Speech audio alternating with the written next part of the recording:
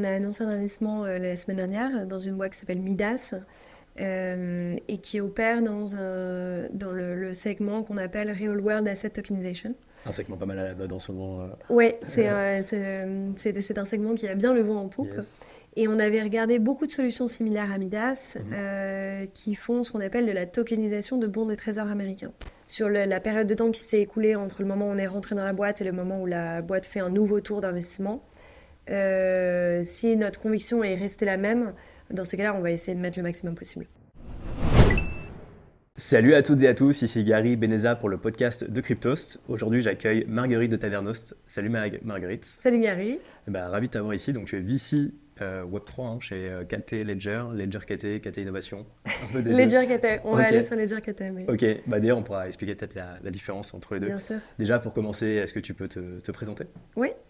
Du coup, merci beaucoup de me recevoir. Avec plaisir. Donc, je m'appelle Marguerite de Taverneau. J'ai commencé chez Ledger KT il y a presque 2 ans maintenant. Et avant cela, j'ai vécu à Londres pendant 9 ans. J'ai toujours évolué dans l'écosystème de la tech. Je faisais du conseil en stratégie digitale à l'époque, notamment pour des acteurs comme Fannie Mae à Washington, où on avait beaucoup travaillé sur des sujets de blockchain. Ensuite, j'ai fait du capital risk early stage dans 2 fonds basés à Berlin, Headline et Cherry Ventures. Et je suis rentrée à Paris il y a 2 ans pour rejoindre Ledger KT. Cherry Ventures, d'ailleurs, c'est un fonds crypto, non? Oui, Ouais. en fait, juste après, quelques mois, 6 mois après mon départ, en 2022, Cherry a lancé Cherry Crypto. À l'origine, c'est un fonds de seed et de série A, enfin, principalement de seed, qui investissait dans la tech de manière générale, et Patrick Meyer, qui est extraordinaire et un très bon expert dans ce domaine, maintenant gère le fonds Cherry Crypto, qui a été lancé il y a 2 ans maintenant. Ok. Avant qu'on présente peut-être Ledger KT, est-ce que tu peux expliquer c'est quoi un peu le métier de VC finalement? Oui, bien sûr. Le métier de VC, ça consiste, il y a 2 pans principaux.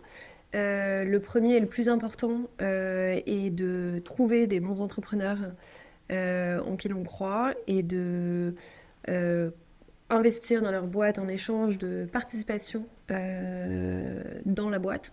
Donc on va apporter du capital, en échange de quoi on va obtenir des parts. Et l'idée, c'est d'investir sur le long terme et que la boîte ensuite ou bien fasse une IPO et fasse une sortie du coup sur les marchés publics. Ça, c'est en général, c'est un peu le dream. Ça, c'est le dream case Ouais. scénario. Ou bien la boîte est rachetée. Et donc l'idée, c'est en général, on travaille sur des périodes d'investissement d'une dizaine d'années. Donc on compare souvent l'investissement du capital risque avec l'entrepreneur à une relation de mariage, puisqu'on y est vraiment sur le long terme. Donc ça, c'est le premier pan du job, et avec une partie très importante également qui est en fait le deal making, donc trouver ces entrepreneurs et faire en sorte d'être le fonds que l'entrepreneur choisit pour l'accompagner. Donc en général, on se retrouve souvent dans les marchés actuels sur des deals très compétitifs.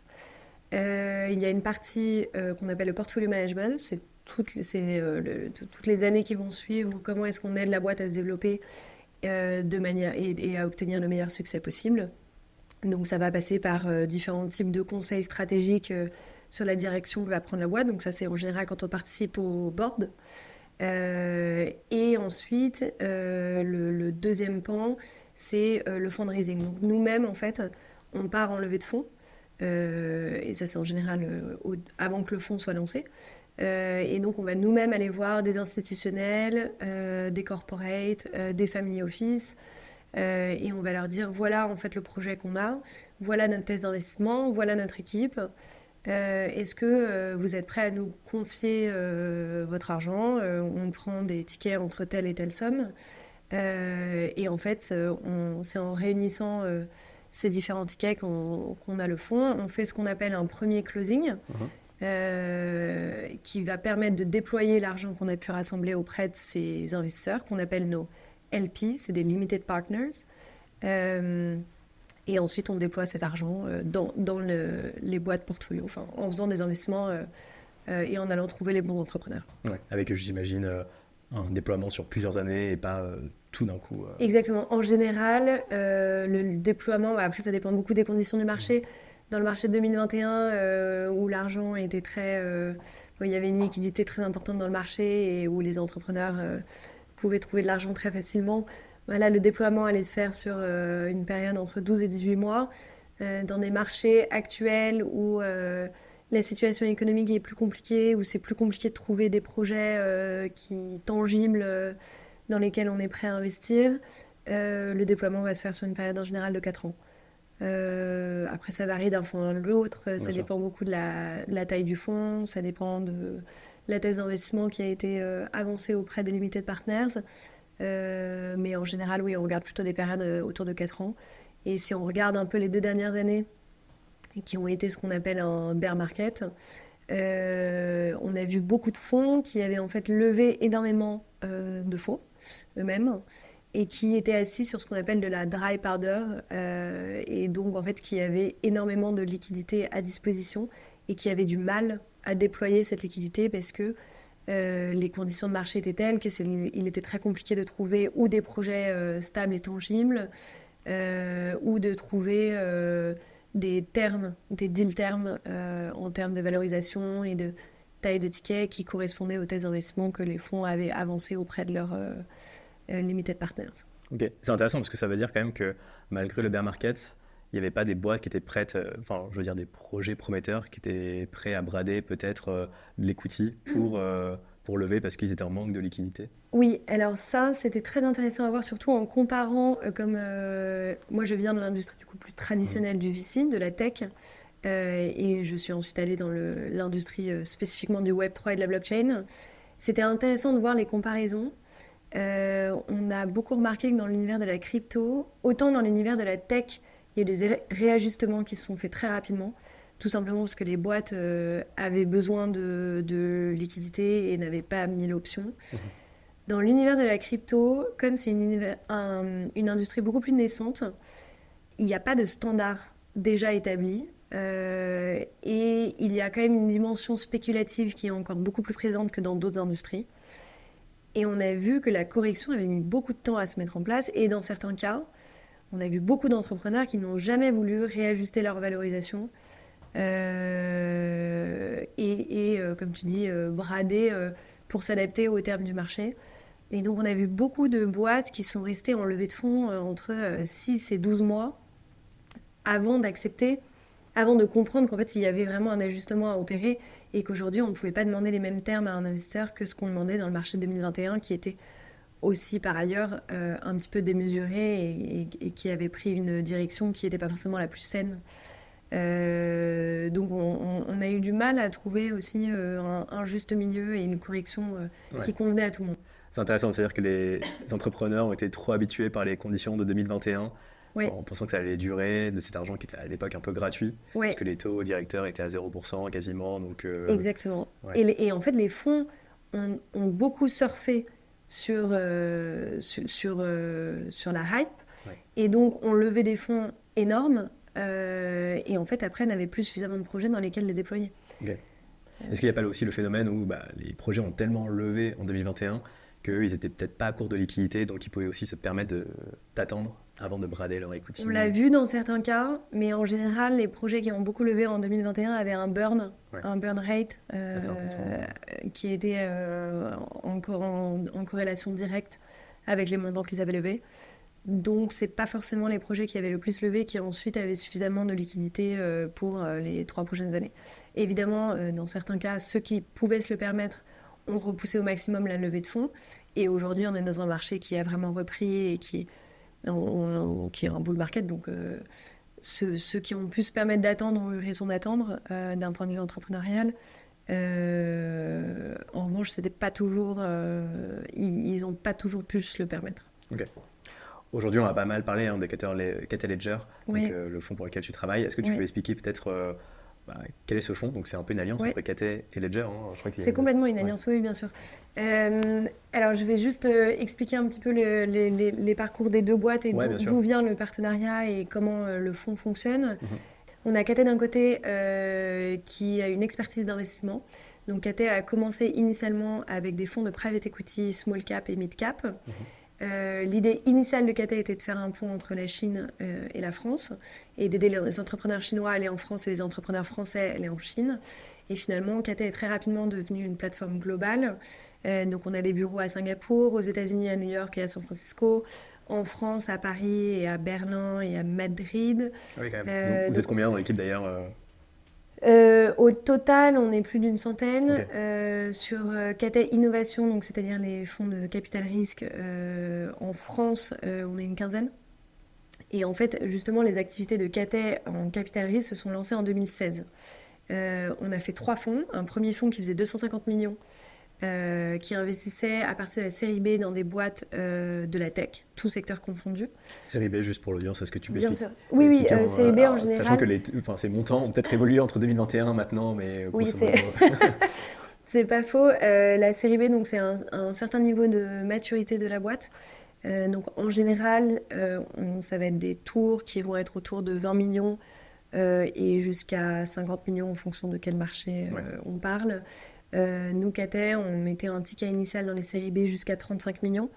Donc, et en général, minimum 15 millions. Donc ça, c'est un petit peu positionnement. Et en général, à partir de la série B, la boîte a un produit qui est déjà existant et qui a trouvé son product market fit. A des équipes déjà assez conséquentes. En général, c'est des équipes qui sont déjà autour d'une cinquantaine de personnes, qui ont déjà des premiers signes d'expansion internationale. Donc, on est à un niveau de maturité qui est déjà un petit peu plus établi. Et nous, du coup, on a une vraie carte à jouer sur l'aide à l'expansion internationale, sur sécuriser des partenariats commerciaux avec des grosses institutions ou des gros corporates qui peuvent être plus durs d'accès avec des longs cycles de vente, ou alors quand le marché adressable s'adresse davantage à des SMEs par exemple, on a également un gros réseau là-dessus. Quelles sont les problématiques aussi par rapport à embaucher des personnes très seniors et très qualifiées, comment on attire ce genre de profil, comment on trouve ce genre de profil. Donc ça, c'est des questions qui sont en général assez clés au niveau de la série B parce que c'est vraiment le moment où la boîte prend un tournant et n'est plus seulement au stade de start-up, mais à un vrai challenge de scalabilité où on passe vraiment sur la catégorie d'après. Et donc, c'est pas les mêmes mécanismes, c'est pas les mêmes process, et c'est pas les mêmes talents non plus en interne qui sont requis. D'ailleurs, même en termes peut-être de CEO, est-ce que Oui, parfois un CEO qui a été bon pour créer une boîte de 0 à 1, est-ce qu'il va oui, être bon aussi pour passer de 1 à la suite oui, tout à fait. Alors, typiquement, au stade de la série B, on préfère quand même que le CEO reste en place. Nous, enfin, de manière générale, quand on investit, on aime bien que l'équipe fondatrice qui a porté le projet au début soit celle qui reste sur le long terme, et parce que c'est quand même il y a une attache émotionnelle, il y a une vision, il y a un projet, et ça a été en général construit autour de cette équipe fondatrice, ça a attiré certains talents. Donc en général, c'est pour ça aussi que c'est un niveau critique sur la construction de la leadership team et au niveau donc exécutif, sur tout ce qu'on appelle les head of revenue, head of legal, où ça va être des calibres un petit peu plus différents, des personnes beaucoup plus qualifiées avec une expérience de plusieurs dizaines d'années en général. En revanche, tu as tout à fait raison, c'est pas les mêmes compétences qui sont requises pour construire une boîte de 0 à 1, de 1 à 2, et donc il peut y avoir des changements qui sont opérés. Et on l'a vu aussi dans beaucoup de boîtes du portefeuille. En général, ça dépend un petit peu. Ça peut s'effectuer en général plutôt au niveau de la série C. Et dans ces cas-là, à voir si c'est une réorganisation entre les différents cofondateurs, ou est-ce qu'effectivement il y a un changement de CEO qui peut être opéré parce qu'en fait c'est tout simplement pas les mêmes, c'est pas le même job. Complètement. Et puis j'imagine qu'au bout d'un moment, peut-être l'entrepreneur, il veut peut-être passer à autre chose aussi, parce que ça fait un Exactement, moment... oui, et c'est souvent aussi d'ailleurs des requêtes de l'entrepreneur lui-même, qui est là en fait, moi j'aime construire des boîtes de zéro et mettre en place la structure, le projet, mais en fait une fois que la boîte a levé plus de 100 millions, il y a plus de 150 employés, en fait, les problématiques ne sont pas les mêmes. Et donc, pour revenir à Cathay et à Ledger Cathay, parce que je me suis un petit peu perdue dans mes explications, Cathay a donc 3 fonds de tech. Un premier fonds de 250 millions, un deuxième fonds de 650 millions, et on a annoncé l'année dernière un fonds de 1 milliard, dans lequel on investit du coup dans des boîtes à partir de la série B, tout secteur confondu, dans la tech. Il se trouve qu'un de nos gros investissements du premier fonds, de capital risque était dans Ledger. Donc on a une relation historique avec Ledger. On a un co-investi à la série B avec Molten Ventures, dont on est très proche, qui est un fonds de tech et qui est très actif aussi dans la blockchain. Et donc on a cette relation historique avec Ledger depuis 2016. Et nous sommes très proches notamment de Pascal Gauthier, qui est le CEO de Ledger, qui est d'ailleurs arrivé, qui n'est pas fondateur de Ledger, qui est arrivé après, en 2018. Donc c'est un bon exemple de changement de management très pertinent. Chez Cater, on est habitué à faire des fonds spécialisés, que ce soit en termes de thématique ou de géographie, où on va faire des partenariats avec ou des fonds qui sont localisés sur des géographies spécifiques. Donc on a un fonds en Afrique qui s'appelle Afrique Invest, qui est spécialisé sur cette géographie-là, où on va avoir des fonds spécialisés sur les investissements dans l'énergie, dans la mobilité, etc. Et donc, sur un fonds, à un moment, on s'est posé la question de faire davantage dans la blockchain et le Web3, puisque Ledger était le seul investissement qu'on avait fait là-dedans. Ok. À un moment où il faut dire quand même qu'avoir Web3 et hardware sur son pitch deck était vraiment pas vendeur auprès de VC. Donc, on avait fait un pari qui pouvait paraître assez contre-intuitif pour d'autres fonds de VC à cette époque, et qui a noué du coup une relation très forte avec Ledger. Et Ledger, de son côté, a réalisé qu'ils étaient très présents dans l'écosystème Web3, parce que Ledger est quand même vraiment un leader dans la sécurisation des crypto-monnaies. Pour rappel, Ledger sécurise plus de 20% des crypto-monnaies dans le monde. Et c'est vraiment le leader des hardware wallets, enfin vraiment le mastodonte. Oui, alors pour rappeler ce qu'est un hardware wallet et ce qu'est Ledger, Ledger va vous donner un hardware qui peut ressembler, il a beaucoup été comparé à une petite clé USB. Il y a le nouveau Ledger Stacks qui va sortir et qui va avoir un design très différent, qui a été designé par Tony Fadell. Et en fait, ça permet de sécuriser ces crypto-monnaies en reposant sur une technologie qui est comparable à les technologies qu'on avait sur les cartes SIM, qui est beaucoup plus sécurisée que ce qu'on peut trouver en ligne. Et surtout, Ledger a une valeur très importante qui est ce qu'on appelle la self-custody, qui est que tu es toi-même responsable de tes crypto-monnaies. Et donc, tu n'es pas dépendant d'une institution centralisée. Sachant que la crypto et la blockchain reposent principalement sur des notions de décentralisation et de ne plus laisser le contrôle à une entité centralisée qui est gouvernée de manière très peu transparente et qui est gérée par des personnes à qui on n'a pas accès et où en fait ça nous demande de faire confiance à quelqu'un qu'on ne connaît pas et un système très opaque. Ledger, grâce à ce hardware, va te permettre toi-même d'être responsable de tes crypto-monnaies et d'y avoir accès quoi qu'il arrive. Donc si demain Ledger se casse la gueule pour une raison X ou Y, pardon pour mes termes, tu pourras toujours avoir accès à tes crypto-monnaies. En revanche, ça nécessite d'être un petit peu rigoureux. Et donc, si tu perds ton Ledger et que tu as quand même accès à ce qu'on appelle ta seed phrase, dans ce cas-là, tu peux encore avoir accès à tes crypto-monnaies. Si tu perds ta seed phrase et que tu as toujours ton Ledger, tu peux toujours avoir accès à tes crypto-monnaies. En revanche, si tu perds les deux, là, tu perds accès à tes crypto-monnaies. C'est pour ça qu'on recommande toujours d'avoir d'un côté sa seed phrase qui est dans un lieu différent de là où tu as ton Ledger. Donc moi, par exemple, je me balade avec mon Ledger sur mes clés et ça ne pose pas de problème puisque je suis la seule à connaître mon mot de passe. Et si je perds mon mot de passe, j'ai ma seed phrase qui est dans un autre lieu que je ne vais évidemment pas révéler. Donc voilà, et ça permet d'éviter notamment des scandales comme... on a eu le scandale de FTX qui a eu lieu il y a 1 an et demi, qui a montré en fait tout le problème de ces institutions centralisées, qui fait que pour les gens qui ont leur crypto-monnaie sur des plateformes comme Binance ou comme Coinbase, en fait, du jour au lendemain, tu peux quand même perdre accès à ton portefeuille de crypto-monnaie, alors que sur un Ledger, c'est absolument impossible. Ouais, non. Et c'est vrai que, comme tu le disais, tu peux perdre accès pour 2 raisons. Soit parce que la plateforme se fait hacker, ou soit parce que ton compte, en fait, tout simplement se fait hacker. Ouais. Ton adresse mail, ou je ne sais pas. Exactement. Ou, dans le cas de FTX, où il y a une gouvernance opaque, alors c'est pas le cas des autres acteurs dont on est proche, mais où il y a une gouvernance qui est beaucoup trop opaque et où en fait FTX utilisait les fonds des utilisateurs pour placer des paris extrêmement risqués. Et en fait, quand le marché a commencé à se casser la figure, et ben en fait, ils ont perdu accès à ces fonds d'utilisateurs auxquels, dans un premier temps, ils n'auraient jamais dû toucher. Et en fait, il y avait un niveau de gouvernance qui n'était pas du tout adéquat au niveau de maturité de la boîte, il n'y avait pas de board of directors. Et les investisseurs qui avaient investi dans FTX ne demandaient absolument aucun audit, aucun rapport. Et donc, ça a permis à FTX d'avoir les mains complètement libres et de jouer au casino à la manière dont ils l'ont fait. Et donc, ça s'est retourné contre les utilisateurs qui, un beau matin, se sont réveillés et n'ont plus eu accès à leur compte sur FTX. Et la boîte a dû déposer le bilan. Complètement. Et on en reparlera après, hein, de l'impact de la chute de FTX sur le marché du VC. J'imagine qu'il y a eu un avant et un après. Bien sûr, ça a peut-être été une douche froide parce que FTX était considéré un peu comme la plateforme. Oui, alors il y a eu deux impacts en fait. Il y a eu l'impact sur Ledger, qui a été extrêmement positif parce que il y a quand même une brique éducation très importante dans le business de Ledger qui est d'expliquer aux gens pourquoi est-ce que c'est important d'avoir accès. Il y a une phrase qui est très connue dans l'univers de la crypto qui dit Not your keys, not your coins, où en fait si tu n'es pas propriétaire de tes propres keys, et ben en fait tu peux te voir couper des accès. Donc ça, FTX a permis d'éduquer un petit peu le marché. Malheureusement, on ne souhaite jamais ce genre d'événement.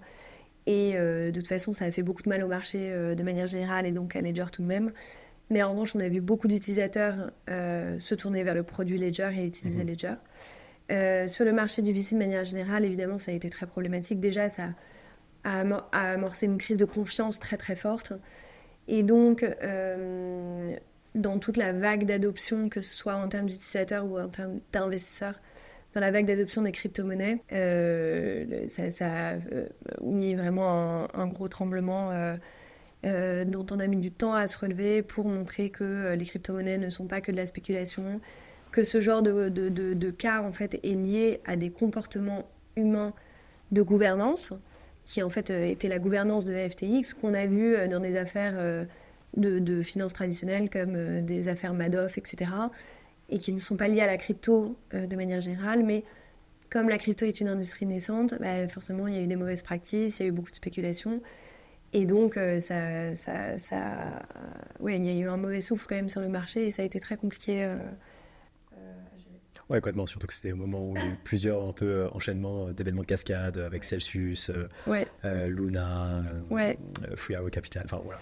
Non, il y a eu un enchaînement d'événements qui a permis aussi d'assainir un petit peu les choses, qui a permis de mettre en avant des régulations sur lesquelles on pouvait être un petit peu réticent, mais en fait on s'est aussi rendu compte que c'était bien d'avoir une régulation contraignante, mais qui au moins fixe les règles du jeu, ce qui est le cas de MiCA en Europe par exemple, et où avant on pointait l'Europe du doigt en disant c'est insupportable de ne pas pouvoir favoriser l'innovation, et en fait aujourd'hui, même nous en tant qu'investisseurs, on va aussi beaucoup privilégier des boîtes qui sont régulées en Europe parce que, en fait, aux États-Unis, beaucoup de boîtes de la crypto qui sont certes très avancées et ont beaucoup de parts de marché se font rattraper par la SEC a posteriori en disant, en fait, vous avez opéré dans une zone grise toutes ces années. En fait, voilà maintenant les changements qu'il va falloir opérer. Alors qu'en Europe, au moins, le taureau est pris par les cornes. Certes, on avance un petit peu plus doucement, mais au moins les règles du jeu sont très définies et sont très claires. Et ça, c'est un vrai avantage parce que l'aspect régulation et compliance est très fort dans l'univers du Web3 et de la crypto. Nous, c'est un aspect qui est beaucoup, beaucoup plus important dans notre due diligence qu'on fait en tant qu'investisseur et dans les boîtes qu'on regarde. On travaille avec des fonds, des cabinets d'avocats en permanence sur les questions de régulation, ce qui n'est pas du tout toujours le cas sur des boîtes de Web2 et de tech plus classiques.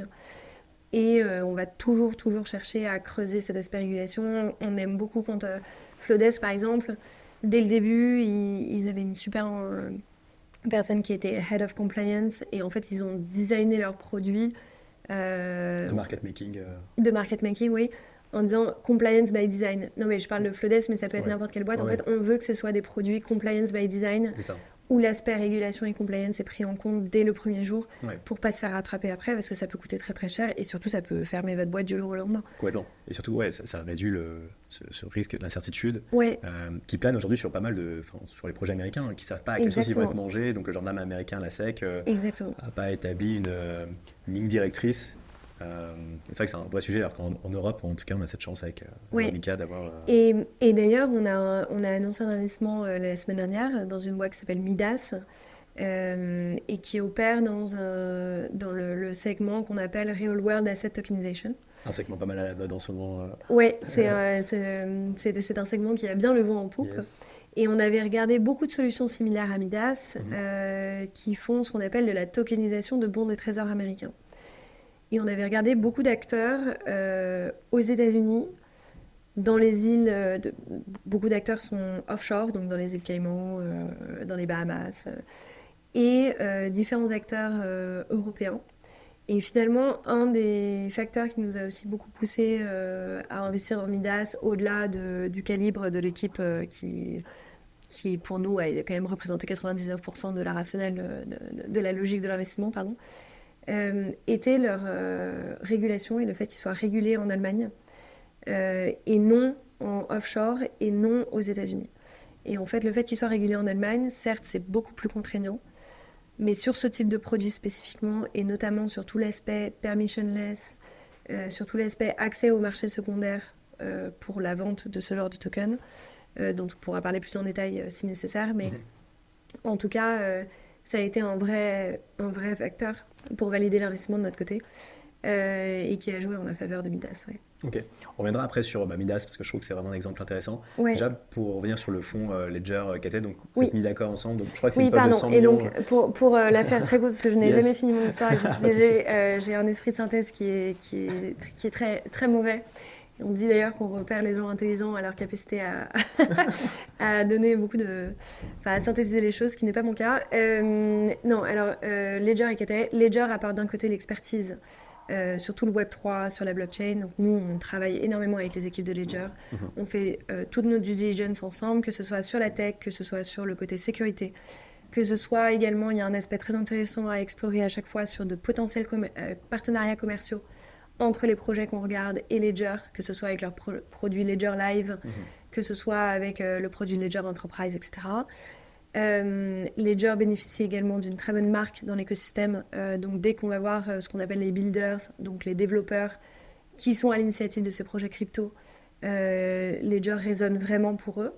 Et de l'autre côté, on y allie l'expertise d'investissement de KT, qui offre la plateforme globale de KT, qui offre l'expertise d'investissement, qui offre notre capacité à faire l'exécution des deals, puisqu'on sait le faire, que ce soit sur des deals de growth, c'est-à-dire des deals plus later stage, où on va investir des plus gros tickets, ou que ce soit sur des deals de early stage. Donc on combine notre expertise investissement avec l'expertise blockchain et Web3 de Ledger. On travaille main dans la main là-dessus. On a lancé ce fonds il y a 2 ans maintenant, enfin 1 an et demi. On a levé le fonds auprès de Limited Partners, donc LP externes. Qui sont des entreprises, des particuliers ou qui sont des institutions. On a notamment la BPI qui a été d'un grand soutien pour le lancement du fonds et qui est vraiment avant-gardiste sur le sujet. Et c'est honnêtement très, très, très, très prometteur et agréable de voir des fonds souverains pousser l'innovation sur des sujets qui peuvent paraître aussi nouveaux que la blockchain. Et la BPI a vraiment été un très beau soutien là-dessus. Et très en avance par rapport à beaucoup d'autres pays européens. On a des corporates qui souhaitent notamment être davantage éduqués sur ce qui se passe dans cette industrie, mais qui également souhaitent faire des partenariats avec les boîtes dans lesquelles on peut investir. Et on a des family office qui souhaitent diversifier leurs investissements. Et ensuite, voilà, nous on investit en early stage, donc on va investir en seed et série A, c'est-à-dire des tickets qui vont être entre 500 000 € et 5 millions. On va varier sur les positions, donc on peut être lead, co-lead ou follower. C'est une industrie, ça dénote beaucoup par rapport à l'industrie du Web 2.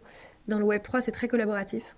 Et on va avoir beaucoup plus de strategic investors, donc des acteurs prominents du monde de la crypto qui vont avoir eux-mêmes leurs fonds et investir de leur balance sheet.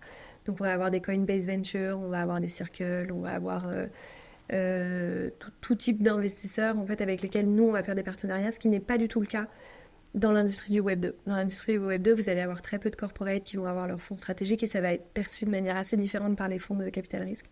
Alors que là, c'est vraiment très collaborateur. On va avoir rarement un fonds qui va jouer des coudes pour avoir tel taux de participation et pas en dessous, alors que ça, c'était une tendance très dominante dans le Web 2. Donc voilà, on a fait 6 investissements jusqu'à maintenant. On a fait 6 investissements jusqu'à maintenant. Tous ne sont pas publics. On investit en equity et en token. Donc, on a eu notre token agreement qui nous a été octroyé par l'AMF l'année dernière, l'été dernier pour être précis. Il y a peu de fonds encore qui l'ont, je crois, hein, ce token Oui, agreement. on est le seul fonds qui déploie activement qui a ce token agreement. Ok. Je crois qu'il y avait Xange aussi. Mais qui... Exactement. Ouais. Xange a eu l'agrément Ouais. et Aglaé Ventures a eu l'agrément également. Donc, nous sommes 3 fonds à l'heure actuelle à avoir eu l'agrément. Et donc, ça nous permet d'investir et en equity et en token. De façon plus régulée, parce que souvent, parfois, tu vas dans Exactement, des... ouais. Yes. Oui, bah, non, mais nous, en fait, Cathay et Ledger Cathay sont des fonds régulés par l'AMF, donc on fait très attention de manière compliance. Et donc, ce fonds Ledger Cathay, donc toi, tu es vraiment sur la partie, sur ce fonds Ledger Cathay, Oui. et pas Cathay Innovation, l'activité de Cathay Innovation. Je veux dire, Non, alors en revanche, il peut y avoir des ponts intéressants à faire, ce qui a été le cas pour Flowdesk. D'accord.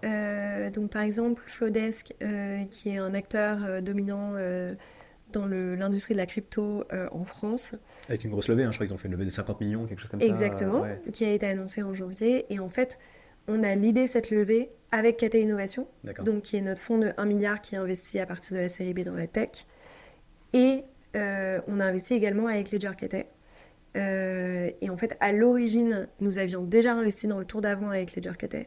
Donc on avait déjà une relation très proche avec Guilhem, le fondateur de Flowdesk, qu'on a pu suivre pendant 18 mois. On a pu suivre aussi l'évolution du business qui a performé de manière très très impressionnante alors que les conditions de marché étaient catastrophiques.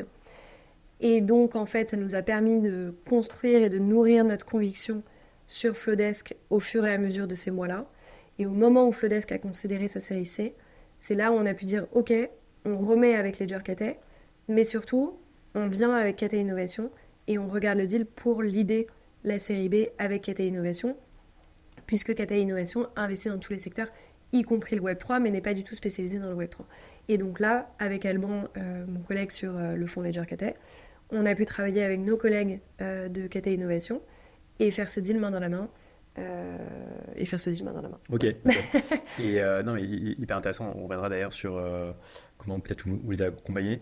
C'est intéressant d'ailleurs, peut-être on peut revenir sur la thèse d'investissement, parce que chaque VC a sa thèse d'investissement. Oui. Vous, c'est quoi votre thèse? Est-ce que entre le moment où vous avez défini cette thèse il y a 2 ans et maintenant elle a évolué? Pourquoi elle a évolué? Comment elle a évolué?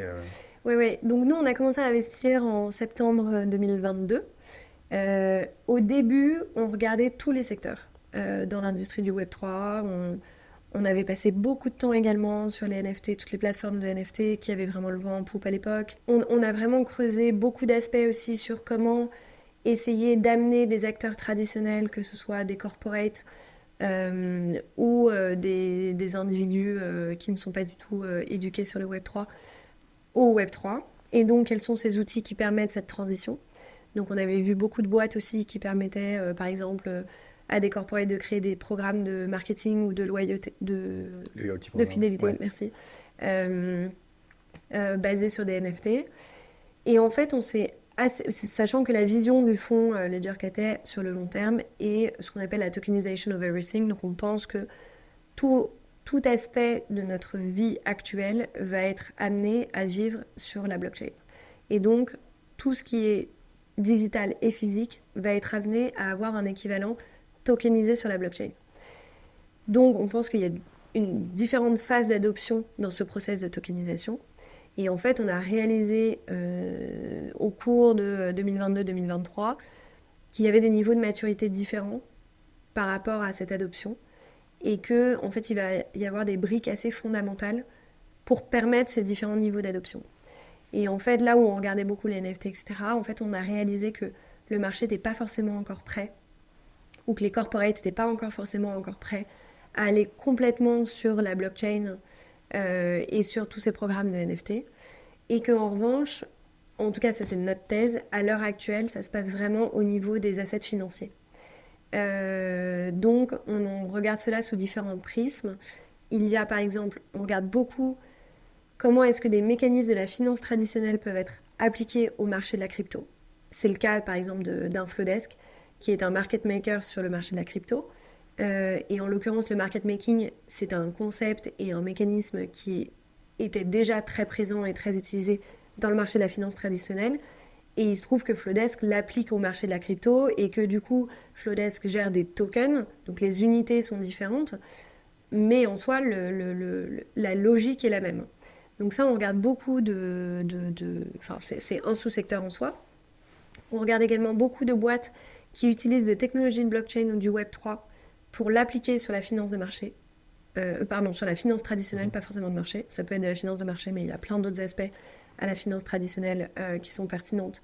Et donc, dans ces cas-là, on regarde comment est-ce que les technologies de la blockchain permettent de faire ces mêmes activités ou opérations, mais de manière plus transparente, de manière plus efficiente et de manière plus accessible, rendre du coup des produits financiers qui peuvent être traditionnels plus accessibles et plus pertinents pour l'utilisateur. Et ben, on parle là, par exemple, de la tokenisation des real world assets, des bons du trésor. Est-ce que c'est une application? Ouais. Oui, tout à fait. Là, par exemple, c'est un niveau, comment est-ce que tu rends cela plus accessible? Mais en soi, sur la tokenisation des bons du trésor américains, tu vas optimiser en fait un produit financier qui était déjà existant, mais qui n'était pas optimisé en soi. Et donc, en fait, avec la hausse des taux d'intérêt, les bons du trésor américains sont devenus un produit financier qui est devenu intéressant, puisque avant tu ne pouvais pas avoir de yield, de rendement particulièrement intéressant dessus, sauf qu'aujourd'hui tu peux avoir un rendement qui va jusqu'à 5,25%. Et tu as en plus, ça représente un asset financier très stable, puisque c'est géré par les gouvernements, qu'il y a une politique monétaire très claire vis-à-vis des taux d'intérêt, et que donc il y a une vraie visibilité et une vraie prédictibilité par rapport à ces produits financiers. Et donc ce que Midas permet, c'est Midas les tokenise et rend ce produit beaucoup plus accessible à des utilisateurs comme toi et moi, qui sont qui comprennent la crypto ou pas. Donc ça peut tomber dans cette catégorie. Et la dernière catégorie, qui est un petit peu liée à ça aussi, c'est tous les produits qui génèrent du rendement. En fait, et comment ce rendement est généré. Et donc là, on regarde beaucoup tous les sujets de stacking, liquid stacking, restacking, liquid restacking, où là, toutes les problématiques et tous les objectifs sont autour de offrir plus de rendement de manière transparente, sécurisée et avec un bon système de custody aux utilisateurs comme toi et moi. Ok, c'est intéressant. Donc, pour revenir sur la NFT, c'est vrai que peut-être que c'était une application qui était mainstream et pas peut-être l'application la plus génératrice de valeur. Ça, c'est à juger. Mais en tout cas, voilà, c'est quelque chose il y a une hype en tout cas qui est redescendue. Vous avez eu l'occasion d'investir dans une boîte dans la NFT ou pas du tout? C'est-à-dire que vous avez déjà, même pendant la hype des NFT, cette vision que les NFT, c'est que pour l'instant une hype et que ça n'irait pas plus loin En fait, on a beaucoup creusé, on a présenté beaucoup de dossiers jusqu'au stade du comité d'investissement. Donc, quand on est en capital risque, le comité d'investissement, quand on présente une boîte en comité d'investissement, un dossier, ça veut dire que c'est là où on prend vraiment la décision finale. Est-ce qu'on y va ou est-ce qu'on n'y va pas? Est-ce qu'on décide d'investir ou pas? On a amené beaucoup de boîtes jusqu'à ce niveau-là, donc on a vraiment creusé.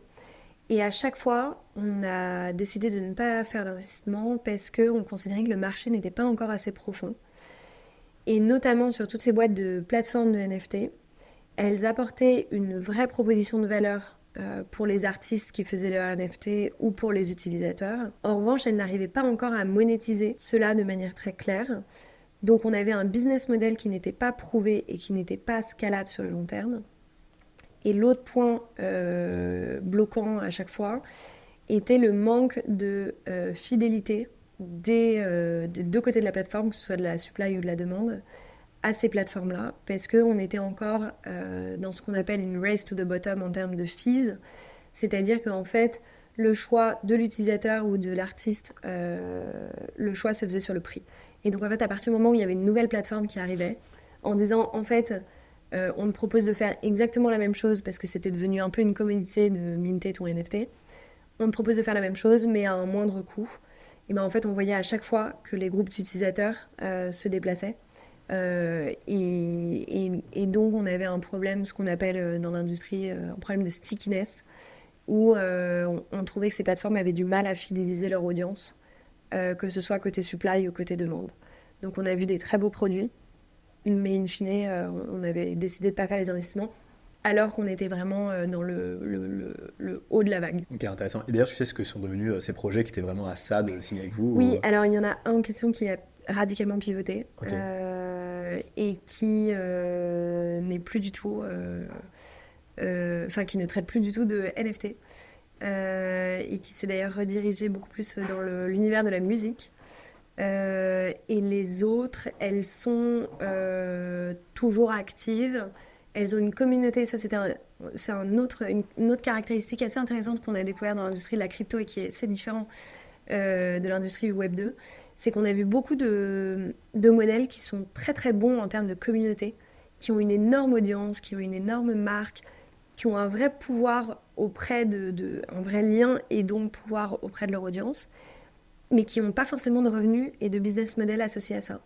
Et en fait, je pense que c'est très lié au fait que le Web3 et la crypto sont étroitement corrélés à une vraie conception philosophique de la société, de comment la société devrait évoluer, d'un système économique, de tout ce dont on parlait un peu, rendre la propriété aux utilisateurs eux-mêmes, décentraliser l'économie et arrêter de faire en sorte que ce soit opéré par des personnes qu'on ne connaît pas et de manière très opaque. Mais en revanche, il y a un vrai délai par rapport à comment activer cela et générer du revenu de ces produits. Et donc, on a vu beaucoup de ces plateformes de NFT qui sont encore très présentes, encore très actives dans l'écosystème, mais qui en revanche n'ont pas de business model clair et n'ont à ce jour pas généré le revenu que, en tout cas, en tant qu'investisseur et en capital risque, on souhaiterait voir. Ok, intéressant. Et d'ailleurs, tu parlais aussi de plateformes de fidélité, de loyalty programs. Ouais. J'ai le sentiment que les plateformes qui réussissent là-dedans et qui, à la base, effectivement, comme tu le disais, étaient basées sur les NFT, ont pivoté parce que finalement, on se rend compte que en fait, c'est des applications qui peuvent fonctionner sans les NFT à court terme. C'est-à-dire que la blockchain, j'ai l'impression que c'était un peu un moyen de surfer sur la hype, mais que, in fine, peut-être que ça pourra servir, je pense, à moyen terme, quand il y aura une interopérabilité entre différents programmes de fidélité. Tout à fait. Mais qu'à court terme, les marques pourraient déjà se lancer là-dedans sans du NFT et que je pense que ces projets l'ont compris. Tout à fait. Je pense qu'en effet, alors, il y a des solutions qui restent extrêmement pertinentes dans l'écosystème. On a Ariani, par exemple, qui a un cas d'usage très pertinent avec différentes boîtes du luxe où l'élément de traçabilité des objets et de possession du coup d'un NFT associé à un objet unique qui garantit son authenticité et qui permet de tracer cet objet est très pertinent. Avec le passeport digital. Avec le passeport digital, qui est un sujet sur lequel Frédéric Montagnon est très impliqué, mais même d'un point de vue régulatoire, et il est très proche aussi des différentes entités au niveau européen qui travaillent sur des nouvelles régulations à ce sujet, au niveau de passeport digital. En revanche, je pense qu'on n'y est pas encore et que là où ça prendra vraiment, c'est quand il y aura ce que tu appelles, à juste titre, l'interopérabilité. Et donc, c'est quand toutes les différentes blockchains pourront communiquer entre elles de manière complètement indolore et invisible. Là où aujourd'hui, d'un point de vue utilisateur et mise en place pour les corporates, ça reste assez complexe, assez technique et il n'y a pas encore tous les ponts nécessaires entre les différents systèmes qui sont utilisés pour permettre à tous ces systèmes de communiquer entre eux. Tu disais que vous investissiez vraiment dans des assez early sur les boîtes. Oui. En général, vous êtes du coup leader sur le tour. Oui, alors là-dessus, on est très flexible. En général, comme tout fonds de capital risque, surtout quand on arrive tôt dans la boîte, on aime bien être leader, puisque dans ces cas-là, ça nous permet d'avoir un bon pourcentage de la boîte. Et de toute façon, pour expliquer un petit peu aussi les mécanismes de capital risque, en général, quand on arrive tôt, on va chercher autour de 20% de la boîte en termes d'equity dans la cap table. Contre à peu près quel pourcent tout ça en fait va dépendre de la taille du tour, de s'il y a d'autres investisseurs et tout. Mais en fait, comme plus on arrive tôt dans la boîte, plus on prend de risques. Donc en général, plus l'entrepreneur est prêt à céder un pourcentage important de sa boîte. En revanche, ça veut dire qu'on va aussi se faire diluer sur les tours d'après, puisque à partir de la série A, série B, etc., d'autres investisseurs vont arriver et vont demander un certain nombre, une certaine proportion de la cap table. Donc nous, on aime bien l'idée pour sécuriser un montant minimum et faire en sorte qu'on ne soit pas trop dilué sur les tours d'après et que du coup, quand la boîte, qui sera un succès phénoménal, va être listée, on puisse avoir une part importante de la boîte et donc vendre nos parts à ce moment-là. Cela étant dit, comme je l'ai dit un petit peu précédemment, c'est une industrie très collaborative. Et donc, on est aussi très à l'aise de co-leader. Dans certains cas, on a follow. Et donc, dans ces cas-là, dans un cas en particulier, on n'est pas au board. On est très très proche des entrepreneurs et on leur parle toutes les semaines. Donc, c'est un peu indolore à ce sujet-là. Mais il y a un cas où on est follower, investor et du coup, on est très proche des lead investors également. Mais on est assez flexible de manière générale sur la structure du tour. Tout va dépendre aussi de est-ce qu'on voit la boîte très tôt, est-ce qu'on lui parle au moment où elle est déjà très avancée dans sa levée de fonds. Ça nous est arrivé, ça. Où en fait, pour être tout à fait... oui, enfin, le tour était déjà très très très avancé et nous, on est arrivé un petit peu tard.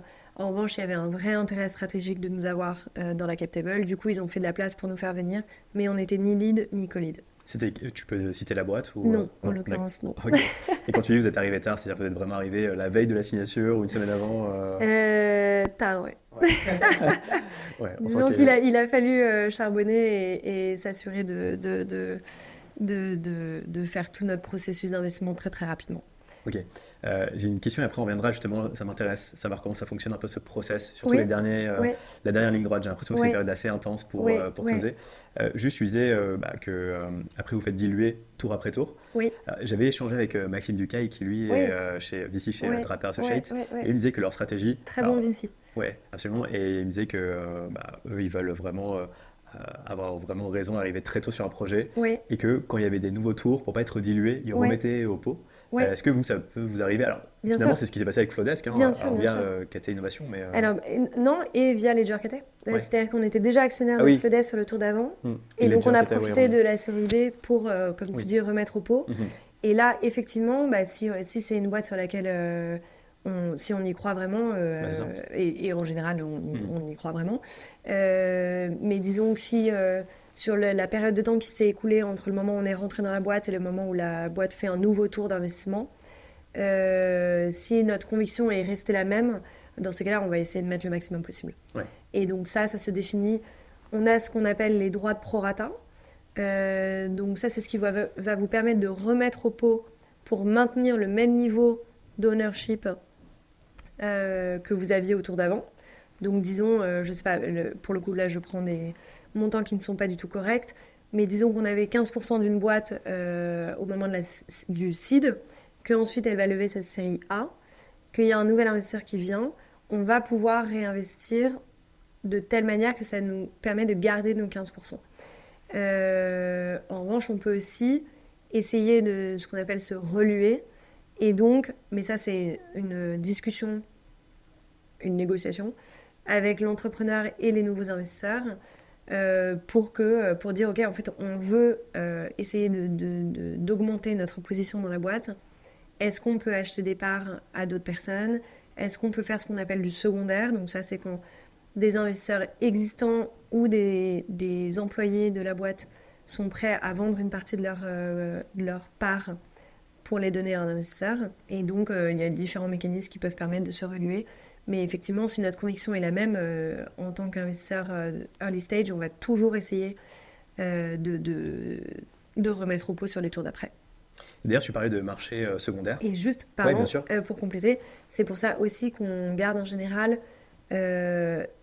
une poche de réserve en fait dans le fonds Mhm. et que quand on réfléchit à la stratégie de déploiement du fonds, on va déployer une poche pour ce qu'on appelle les primary investments, donc sur les premiers tickets qu'on fait quand on rentre et qu'on devient un nouvel actionnaire de la boîte, et on va garder une poche pour ce qu'on appelle les follow-on investment, j'ai tendance à particulier, qui nous permet de justement réinvestir sur les tours d'après et maintenir notre niveau d'ownership ou se reluer et Ok. augmenter notre niveau d'ownership. Ok, très clair. Et oui, donc sur le marché secondaire, Oui. est-ce que ta vision, c'est que la tokenisation Oui, va permettre aussi de rendre plus liquide ce marché secondaire de l'equity de start-up? Parce qu'aujourd'hui, quand tu as des parts, même en tant que VC, vous voulez vendre oui. vos parts, ou même quelqu'un qui travaille dans la boîte, hein, ou en particulier a des parts, bah, c'est compliqué de les revendre. C'est-à-dire que, est-ce que tu penses que demain, en tokenisant l'equity des boîtes, ça pourrait fluidifier, faciliter? Oui, oui. Et la réponse rapide. Après, nous, par rapport à notre fonds et notre stratégie, on souhaite qu'il y ait toujours un chapeau equity Donc on souhaite que la partie equity et mécanisme traditionnel de capital risque soit maintenue. Donc quand on fait des investissements en token, ce sera toujours equity et token. Ouais. Donc le token va arriver en plus de l'equity qu'on a déjà. Mhm. Mais en revanche, on ne fait pas d'investissement uniquement token. Et toujours en parlant de token, alors c'est intéressant, vous en tant que Ledger, vous préférez investir en token, en equity ou les deux, ou si c'est dans un monde idéal, vous préfériez Oui, quoi alors on peut faire les deux. Nous, dans un monde idéal, ce qu'on aime bien faire, c'est equity et token. Ok. Après, tout dépend de... On va pas faire token uniquement. Equity et token fait souvent beaucoup de sens, mais il faut savoir que le token n'est pas toujours pertinent. Donc on a vu plein de projets qui cherchaient à lever en equity et en token, mais où en fait le token n'avait pas lieu d'être Parce qu'il et n'y avait pas n'apportait d'utilité. aucune valeur au projet, n'avait pas de value accrual, c'est ce qu'on appelle par rapport au token. Et donc en fait dans ces cas-là, ça ne...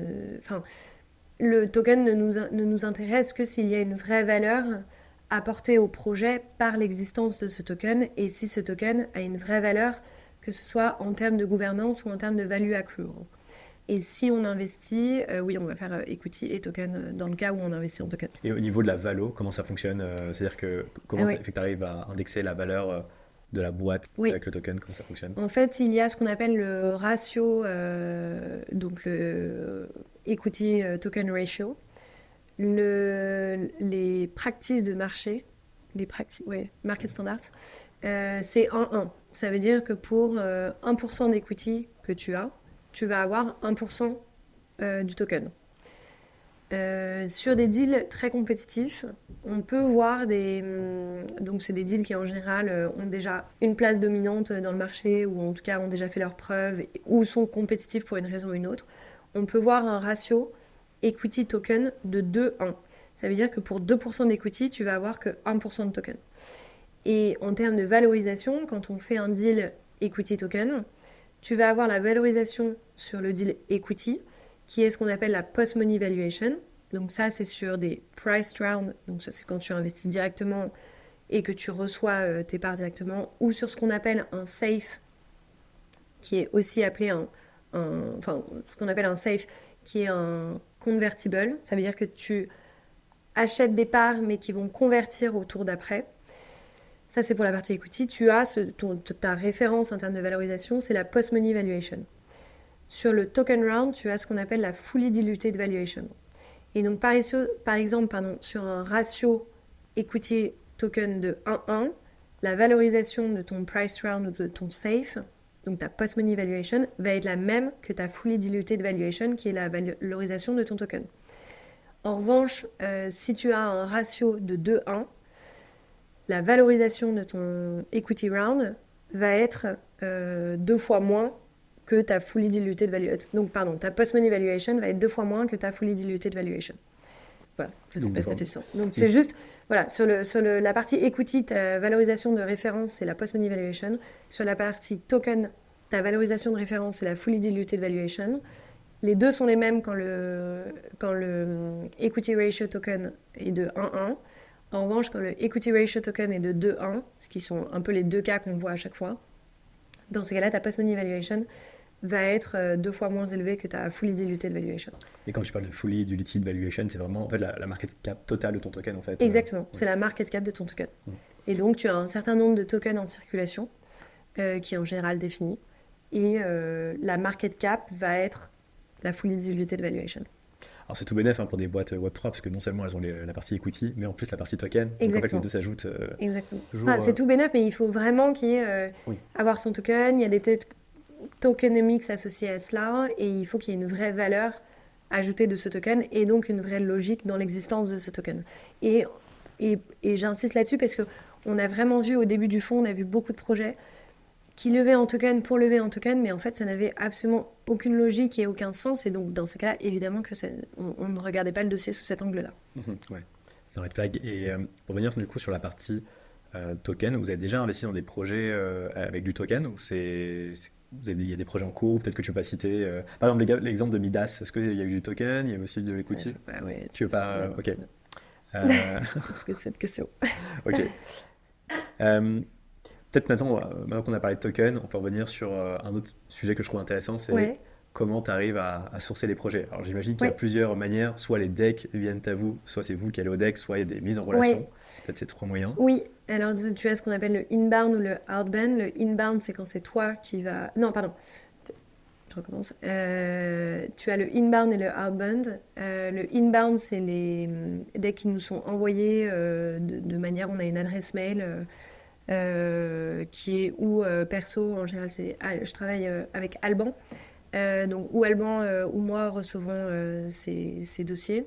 Et il y a le outbound qui est quand nous, on contacte de manière proactive des entrepreneurs. Et il y a les introductions qui sont des mises en relation opérées ou par exemple par Pascal Gossier, le CEO de Ledger, qui est très présent dans l'écosystème, qui a beaucoup de conférences et qui a beaucoup de visibilité, donc qui reçoit beaucoup de dossiers. Ou par d'autres investisseurs de l'écosystème, Maxime Bucaille par exemple. Et dans ces cas-là, on va mutuellement échanger des dossiers et les regarder ensemble. Euh, la manière qu'on trouve le plus efficace de manière générale, c'est les mises en relation, puisque cela signifie en général qu'il y a eu un minimum de validation du projet par la personne qui nous fait la mise en relation.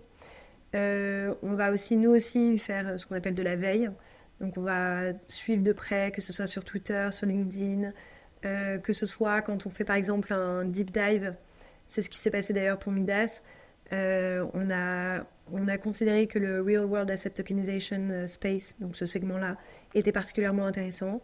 On a creusé ce secteur-là pour se créer notre propre conviction et notre propre expertise en disant en fait, voilà les différents positionnements possibles, voilà ce qui nous intéresse. On souhaite une boîte qui soit régulée en Europe, qui soit à ce stade de développement et avec tel type d'équipe fondatrice, etc.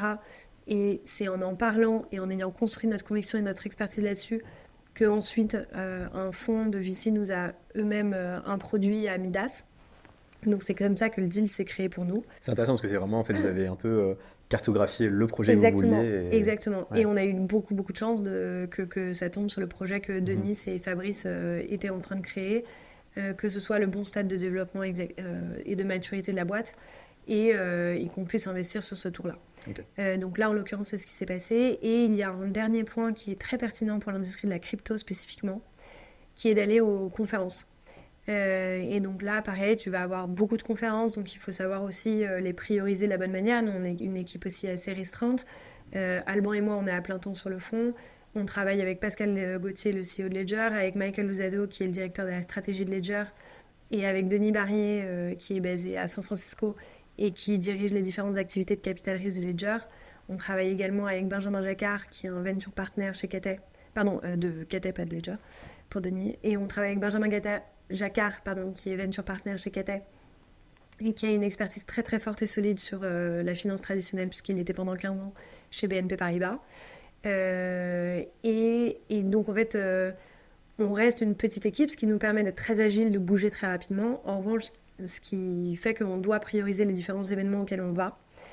Mais par exemple, on était à ETH Denver, où il y a 30 000 personnes de l'industrie de la crypto, principalement des développeurs et les personnes qui sont celles qui construisent les projets, donc ce qu'on appelle les builders de l'écosystème. Et là, c'était absolument, c'était très très très très fructueux comme conférence. Et on a d'ailleurs beaucoup d'opportunités d'investissement suite à cette conférence et qu'on a pu sourcer et rencontrer à cette conférence. La semaine prochaine, on a Paris Blockchain Week. On va d'ailleurs, je participe à un panel avec Thomas de Block Tower notamment, qui est également investisseur dans Midas. Le mardi, il va y avoir ETHCC également qui aura lieu à Bruxelles en juillet. Il y a Token 2049 qui a lieu et à Dubaï et à Singapour. Nous, on sera présent à celui de Singapour, mais pas à celui de Dubaï. Donc voilà, on priorise, mais c'est vraiment ce sont des bons lieux pour sourcer les deals Ok, intéressant, ouais, effectivement, les événements. dans lesquels on va investir. Ouais. Et une question que je me posais, c'est, on parle de blockchain, c'est des projets parfois qui sont assez complexes techniquement. Oui. Comment vous arrivez à les creuser Ouais, malgré le fait que vous ne soyez pas développeur finalement. bien sûr, ouais. Mais là-dessus, c'est là où le partenariat avec Ledger prend tout son Ouais. sens. Et donc, on est très très proche de toutes les différentes personnes chez Ledger. On travaille vraiment de manière très proche et de manière hebdomadaire avec le CTO Charles Guimet. On est très proche de l'équipe du Donjon, qui est un peu l'équipe phare de la sécurité de Ledger. Et avec le Head of Platform, le Head of Ledger Enterprise, enfin, tous les Head of et toutes les équipes. Et ensuite, quand on a des sujets particuliers à creuser, là, ces personnes-là peuvent nous rediriger aussi vers les bonnes personnes de leur équipe qui elles-mêmes ont l'expertise sur les sujets en question. Et donc Ledger, il ne faut pas oublier qu'il y a plus de 500 ou 600 ingénieurs qui font partie de l'équipe et qui sont des ressources inestimables pour nous dans nos processus de due diligence et de tech. Donc en fait, nous, on va pouvoir creuser jusqu'à un certain niveau. Et en revanche, au-delà de ce certain niveau, là, on va pouvoir faire appel à différentes personnes de chez Ledger. On est aussi très proche de nos différentes participations.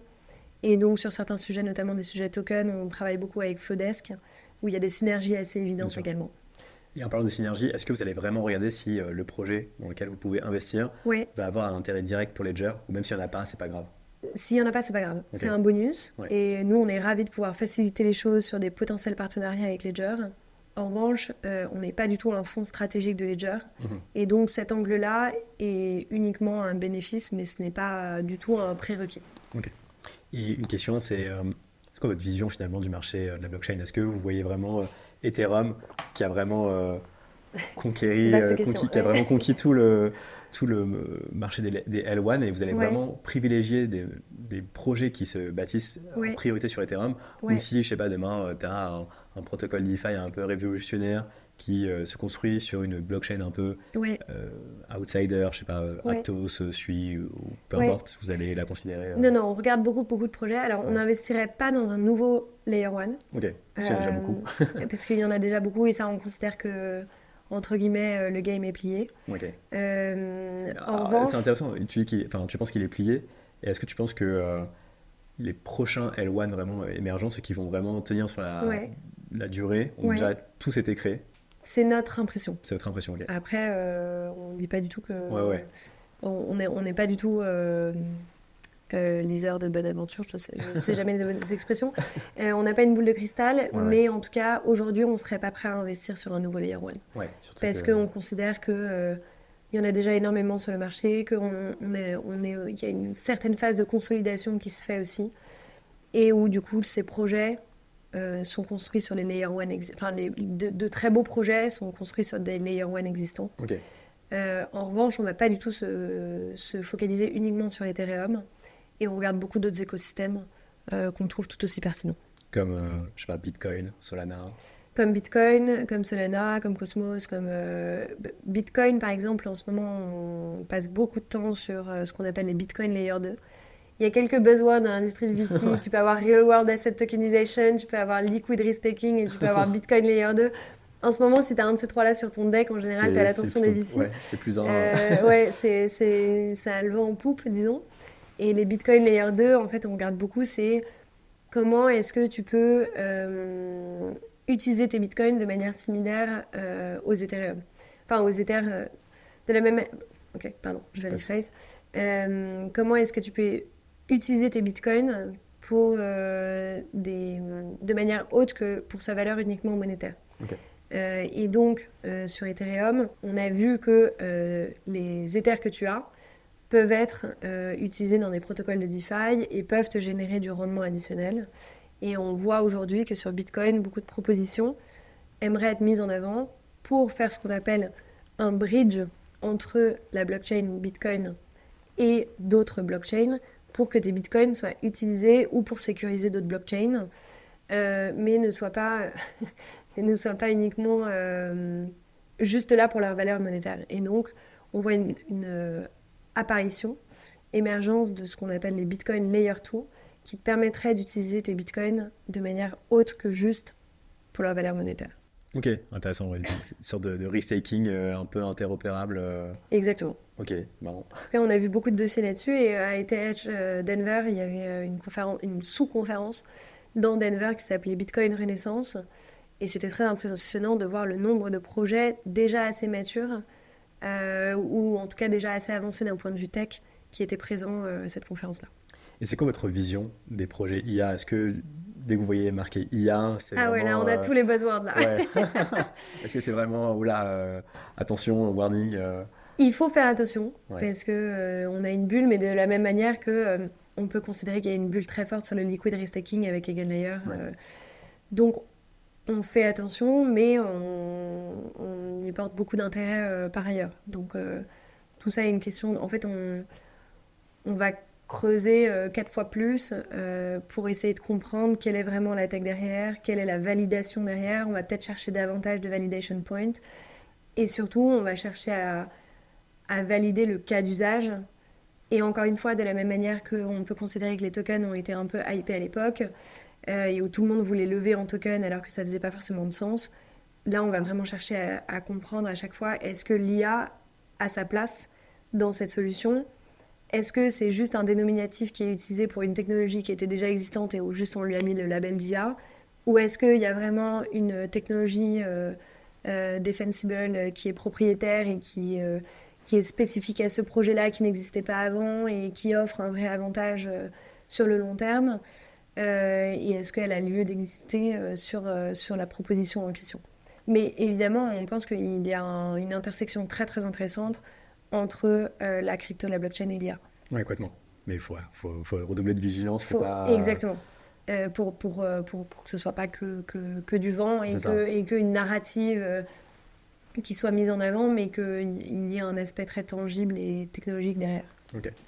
Dernière question, parce qu'on n'a même pas trop parlé encore. Ouais. C'est, est-ce qu'on peut revenir sur les projets dans lesquels vous avez investi? Alors, que les projets Oui. dont tu as le droit de parler. Alors, sur les investissements dont on a discuté, et il y en a d'autres qui vont être annoncés dans les 2 mois qui viennent. En plus des 6 ou incluant les 6 Incluant. Ok. Après, on est très actifs en ce moment, donc Ouais, je il vois y en ça. aura peut-être des nouveaux. On a pas mal de comités d'investissement prévus pour la fin de la semaine prochaine aussi. On a investi dans une boîte qui s'appelle Syndicate aux États-Unis, aux côtés d'Andreessen Horowitz. On a investi au tout début du fonds. Donc à cette époque-là, on faisait des tickets un petit peu plus petits que ce qu'on fait actuellement. Et c'est une boîte qui va te permettre de mettre en place ta propre DAO de manière facile et efficace en ayant des templates légaux, des templates opérationnels et qui aide également beaucoup de boîtes traditionnelles à aller sur le Web3. Donc ça, c'était vraiment sur notre thèse initiale. L'équipe est extrêmement forte, la boîte se développe, est déjà en late stage et est basée aux États-Unis. On a investi dans une boîte en France qui s'appelle Flowdesk, dont je parlais juste avant, où là, on a investi sur la série A et la série B, et on a investi avec Ledger Cathay et Cathay Innovation. On a fait l'annonce en janvier sur BFM TV d'un tour de 50 millions en série B. Et Flowdesk est un market maker sur le marché de la crypto. Donc concrètement, Flowdesk va aider des projets qui émettent des tokens à lister leurs tokens sur des échanges centralisés et décentralisés. Et au lieu d'opérer comme des market makers traditionnels comme GSR, qui est un peu le leader sur ce marché-là, en prenant un pourcentage de la supply des tokens, Flowdesk va opérer avec un business model qui prend un revenu par mois. Donc c'est un SaaS modèle. C'est intéressant parce que ça fait converger en fait les intérêts. Exactement. En fait, c'est toute la proposition de valeur où nous, on considère, et Flowdesk considère qu'en fait, il y a un désalignement des intérêts entre le market maker et les projets qui émettent les tokens au bout d'une certaine période de temps, en général au bout de 2 ans. Puisque, en fait, quand le market maker prend un pourcentage de la supply des tokens, il peut exercer 2 ans après ce qu'on appelle son call option, c'est-à-dire qu'il peut vendre les tokens qu'il a eu gratuitement, du coup, et il peut les vendre au prix auquel le token trade 2 ans plus tard. Sauf que du coup, le market maker va vendre une grosse quantité de tokens pour faire des bénéfices importants. Mais quand tu vends une grosse quantité de tokens, du coup, ça fait baisser le cours du token. Et donc, en fait, à ce moment-là, les alignements entre le market maker et l'émetteur de tokens ne sont plus alignés, puisque toi, en tant qu'émetteur de token, tu n'as pas du tout envie que le cours de ton token baisse, sauf que toi, en tant que market maker, bah, tu as envie de enfin faire les bénéfices sur lesquels tu t'es assis pendant 2 ans, et donc de vendre tes tokens à un prix très intéressant. Et donc, Flowdesk permet de réajuster ces alignements et de faire en sorte que l'émetteur de tokens et que le market maker aient des intérêts alignés sur le long terme, en disant en fait on va pas prendre de pourcentage de tes tokens, en revanche tu vas nous payer tant par mois, et donc c'est un retainer modèle qui est un business model très classique dans l'industrie du VC, et qui est ce qu'on appelle les SaaS, Software as a Service, la manière dont ils opèrent, où tu vas dire, ou même Spotify, ok, je te paye 10 euros par mois pour avoir accès à ton service. C'est exactement ce que va permettre Flodesk. Okay. Donc, Flodesk a connu une croissance très très impressionnante, et pendant la période du bear market et pendant la période du bull market actuelle. Et surtout, Flodesk a ouvert aussi maintenant une nouvelle ligne de revenus qu'on n'avait pas anticipée et sur laquelle ne reposait pas notre thèse d'investissement initialement, qui est donc un peu que du bonus, qui est qu'en fait, en décembre, il y a eu l'approbation des ETF, Spot Bitcoin ETF aux États-Unis, et du coup qui permet aux utilisateurs, enfin à des personnes lambda comme toi et moi, d'acheter des parts dans un fonds, qui est un fonds traditionnel, donc tu achètes les parts comme si tu achetais des actions classiques, et en revanche ce fonds-là est indexé directement sur le prix du Bitcoin. Du coup ça te permet d'augmenter l'accessibilité du Bitcoin aux retail investors qui n'est pas forcément éduqué sur le Bitcoin. Et pour cela, ces fonds qui opèrent de cette manière-là, dont le fonds Grayscale qui a la plus grosse part de marché et qui est le fonds dominant aux États-Unis, pour cela, ils ont besoin de travailler avec des market makers qui vont apporter la liquidité côté Bitcoin, côté crypto. Et donc, Grayscale avait sélectionné 5 market makers, dont Flodesk. Et donc, Flodesk a réussi à s'établir aux côtés de leaders de l'industrie qui, eux, sont là depuis plusieurs décennies, alors que Flodesk a été créé en 2020 et a réussi à s'établir grâce à un modèle innovant et à une performance très impressionnante. Okay.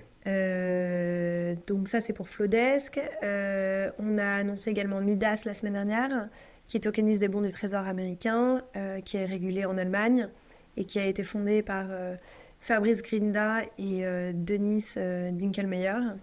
Et donc on a investi aux côtés de Framework Ventures, Block Tower et HV Ventures.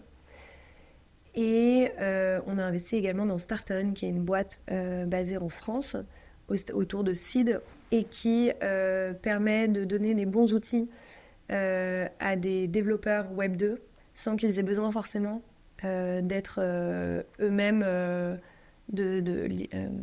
d'eux-mêmes comprendre le fonctionnement de la blockchain. Et donc, ils vont leur donner un peu des outils clés en main pour que la boîte puisse transitionner et offrir des produits qui reposent sur la blockchain sans avoir à embaucher toute une armée d'ingénieurs blockchain. Un peu comme ThirdWeb ou un autre que j'avais en tête, Tatum. Oui. Ce genre de choses. Ok, voilà. Intéressant. Et donc, tu disais que dans l'équipe, vous êtes 2 à plein temps, donc toi et Alban. Oui, exactement. Comment ça se fait que vous ne soyez pas plus Parce qu'on aime bien être une petite équipe. Ouais. Ça nous permet d'avoir... déjà, on marche très bien tous ensemble. C'est-à-dire qu'on a un canal de communication extrêmement réactif et présent avec Mike, Pascal, Benjamin et Denis. Et donc, typiquement, le dernier investissement qu'on a fait, on a pu tout exécuter en 10 jours, ce qui nous donne une force de frappe quand même très avantageuse. Et on a un petit peu peur que si on augmente l'équipe, qu'on perde un petit peu cette agilité. On est un binôme sur lequel on se complète très très bien avec Alban. Et on a mis en place des processus très efficaces avec le reste de l'équipe. Donc, pour l'instant, on ne voit pas le besoin nécessaire d'agrandir l'équipe. Top, merci Marguerite, on va mettre fin à l'interview parce que ça fait un petit moment, mais j'ai encore plein de questions, ce sera pour une prochaine.